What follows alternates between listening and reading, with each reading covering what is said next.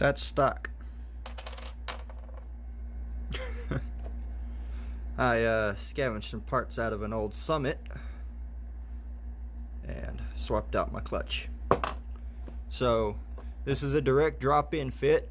Literally all you have to do is buy the clutch assembly from either an e-Revo or a Summit.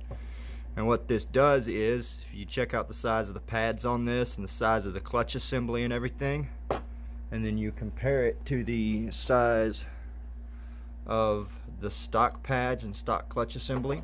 I don't know if I can get a good side-by-side shot here. There's not much of a difference, but it's there.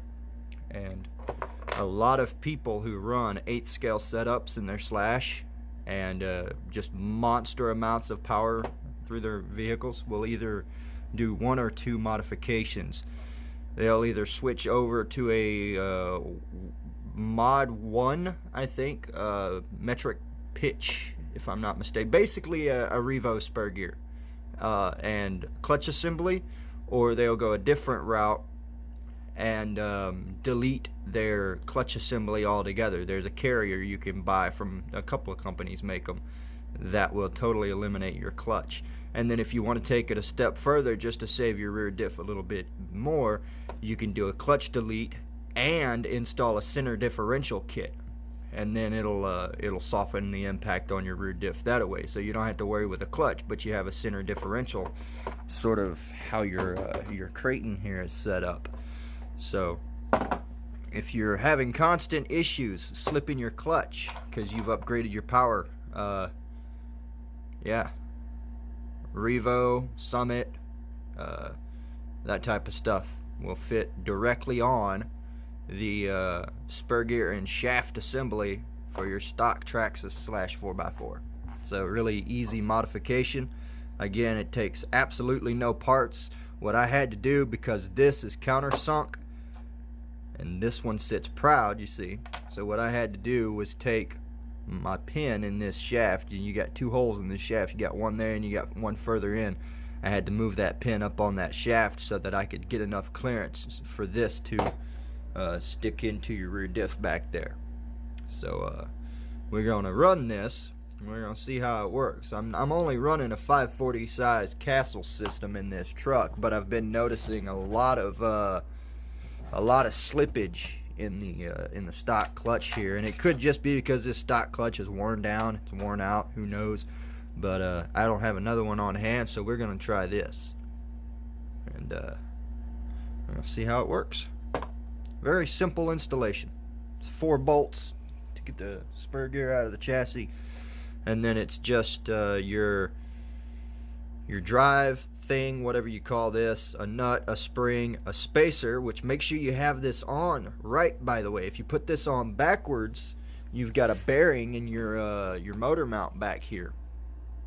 And if you put this spacer on backwards, it's tapered on one side, you won't get it back into that bearing, and you'll be sitting there wondering just why in the hell you can't get this assembly back together.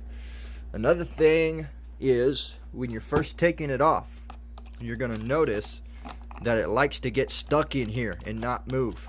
It won't clear, it won't come out. You're going to have a hell of a time sometimes. All you do is take your pair of needle nose or pliers, grab this shaft here and pull it down, and what that does is it pulls it slightly off the end of this and allows you to get a little more clearance so that you can pull it out instead of sitting there jacking with this trying to yank it out and be rough with it. All you have to do is take this shaft and slide it down with a pair of pliers, and it allows you the clearance you need to get this whole assembly out. So a bit of a tech tip there. After 10 years of working on this truck, you learn a couple of things. So for those of you who are new to Slash 4x4, if you upgrade your power, need a better clutch, upgrade to a Revo clutch or a solid carrier and then put a center diff in it.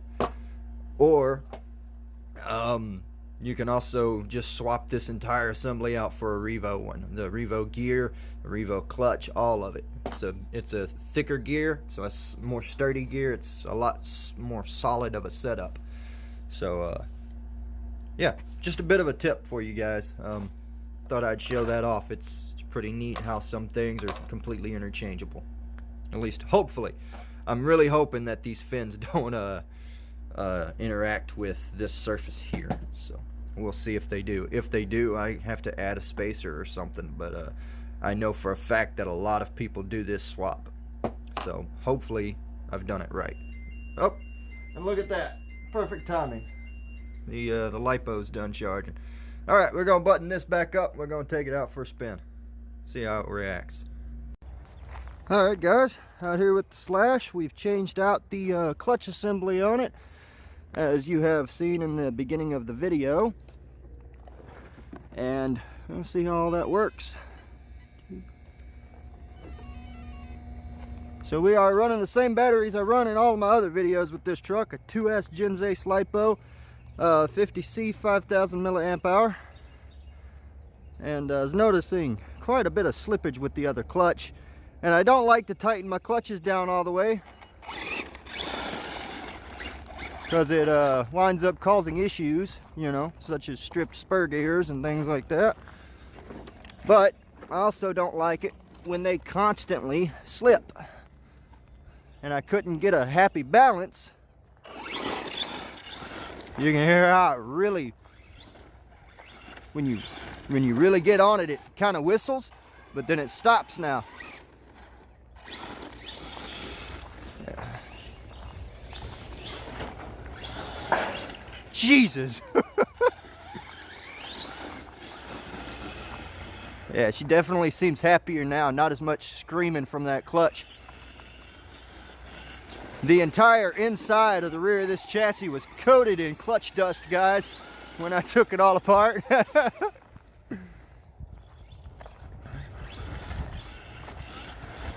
Woo! Hello. Yeah, he's definitely happier with this Revo clutch. Still running the stock spur and everything. I just put a different clutch assembly in it.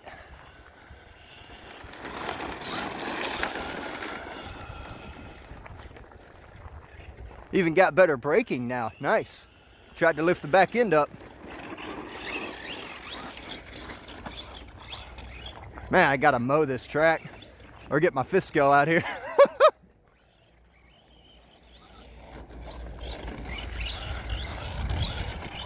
Oh yeah, a lot happier now, guys.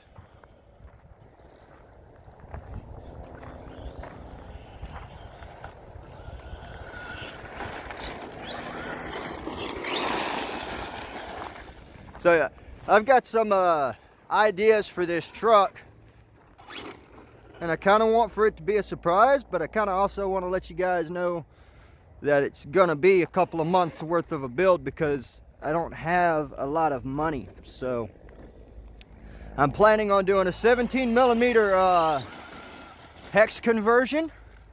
Problem is, I'm running Techno shafts on this thing right now, so there's only one kit you can buy, and it's expensive for all four corners. But I want to run 17mm buggy wheels. I want to run the Proline Bash Armor body, the one that is meant for the monster truck tires, so it'll clear the larger diameter of the buggy wheels. And I want to upgrade the power system in it. I'm thinking about putting a 550 size in it, 8th scale system basically, and running it on 3 to 4S.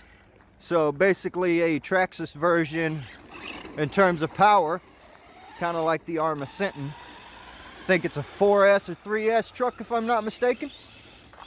My friend's got one. Pretty nice truck.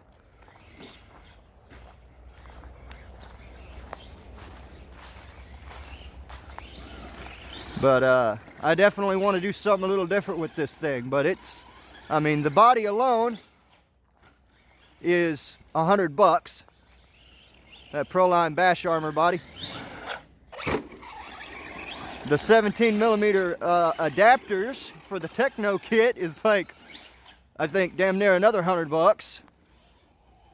And the power system I'm thinking about putting in it from Spectrum is 170 something. So it's quite a bit of money to do that, what I want to do with this thing.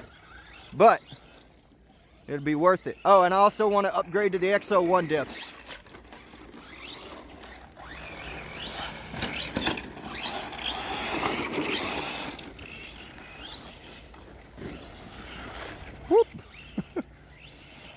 Speaking of diffs, this thing needs new ones. Something doesn't sound happy.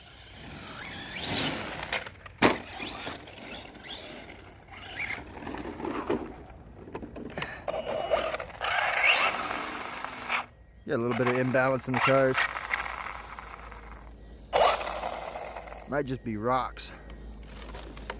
This thing likes to collect debris. Oh yeah, sounds better now.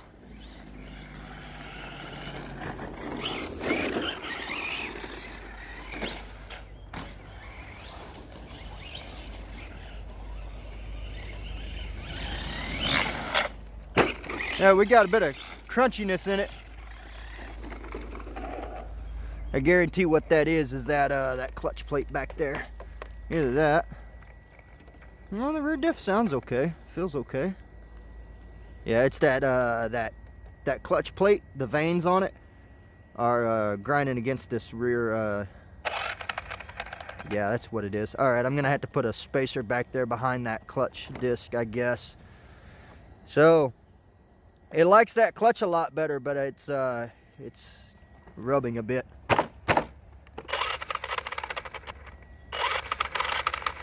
I don't know. I might have finally blown out that rear diff. That old. Yeah. Oh yeah, we got issues. Oh, you know what?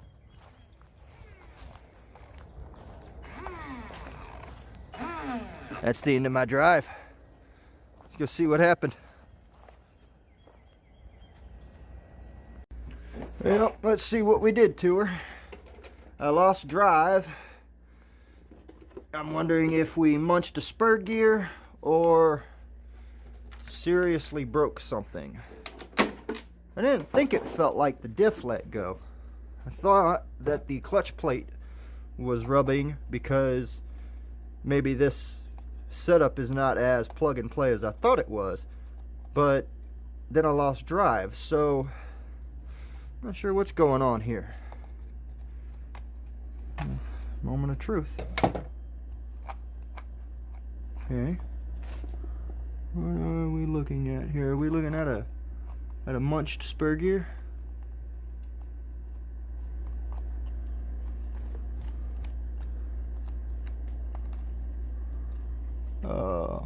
Oh yeah. Yep, munched spur gear. Wow. Okay. All right. So nobody's gonna believe me when I say this, so I'm well aware of that. But this spur gear, honest to God, is the one that came on this truck. And this truck is so old, I've said this many times. This truck was bought when the Valenian system was still a 2-pole and not the 4-pole they came out with and standardized for these trucks. That's how old this truck is, and this is a stock spur gear. So it is just about time that it finally let loose on 2S LiPo with a bigger clutch and running a Castle system. This truck has had this spur gear on it the entire time I've owned it, and this truck is easily 8 to 10 years old. All right, same goes for this servo here as well. So nobody's gonna believe me when I say that, but that is the honest to God truth. So we have munched a spur gear. We're gonna go ahead and take this rear end apart because this is a good little learning experience for anybody who's watching or owns a slash 4x4. It's literally 4 bolts back here. It's so simple. So there's just 4 bolts back here you take out. You got 2 on top, 2 on bottom. Mine's a bit squeaky. There's probably dust and shit trapped in there. Alright guys, this right here is why a lot of people like to run steel spur gears. It's for this problem here. But I like plastic spur gears because they leave a breakage point. I don't know what caused this spur gear to strip. It could have very easily just have been wrong gear mesh. After putting this clutch assembly in here, I did not readjust my mesh on my motor to spur, but you shouldn't have to because you're not messing with any of that. You're just putting a different clutch on. So it could have been wrong gear mesh. It could be that that spur is 10 years old and finally decided to give up. Could have been that a rock got in there and, you know, caused some havoc somehow or another. Could have been anything. Who knows? So, but I'm not joking with you guys. Like, you know, I don't mean to get religious with you. I know there's people out there who aren't, and I ain't gonna force it on you. Don't worry. But hand to God, or whoever you believe in, that spur gear, 100% honest, is the one that came on this truck all those years ago. I've never changed it. Never even messed with it other than to adjust the gear mesh and to put this new clutch on like I did. But yeah, there's all your teeth. Ain't much left of that. Okay. So it certainly likes the new clutch that I put on it, that's for sure. But the, that spur gear sure don't. Alright, so in the beginning of the video when I was showing you this, you see how this is really hard to get out of here? It's being a pain. Check this out. Instead of sitting there jacking around with it. See how easy that is? That's how you get that out. Real simple once you know how. Yeah. It's time for a new spur gear, guys. Alright, well, that's a good incentive to go ahead and start my upgrades on this thing. So, this is the last video. You're going to see this for a while. Man, that bearing's crunchy. I'm going to do some things to it. I may even go LCG chassis. I don't know. But, well, y'all are going to be there with me every step of the way. So, sorry we didn't get much running in on this thing today. That new clutch, I guess did the spur gear in, or I took a weird hit and the motor mount adjusted, or maybe it's just an old spur gear that's 10 years old, close to it. Maybe more, I don't remember. I got this truck, like I said, when Valenian was still 2-pole standard on these things. This is an OG 4x4, you know. Alright guys, well, this truck is next on the upgrade list. See y'all next time. Have a good day.